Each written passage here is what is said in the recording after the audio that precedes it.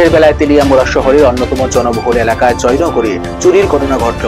পরিবারের সদস্যদের অনুপস্থিতিতে চোরের দল নির্দ্বিধায় 11,000 টাকা সহ 4 ভরি স্বর্ণালঙ্কার সহ বহু মূল্যবান সামগ্রী নিয়ে চম্পট দেয়।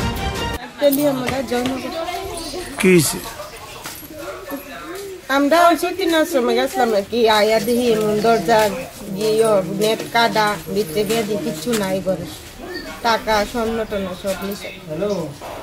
কেমন টাকা নিছে? কেমন স্বর্ণ নিছে? 10,000 2 খান স্বর্ণ স্বর্ণ নে কদ্দুর তো কইতারি না, নেকলেস চেইন আর কানের। কোন সময় গেছিলেন আপনারা?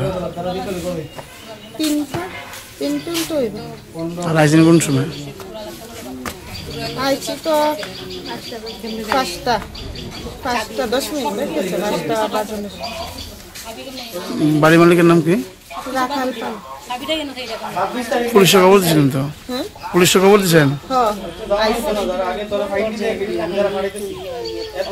কি করবেন এবার? দিন দুপুরে চুরিতে কি করবেন?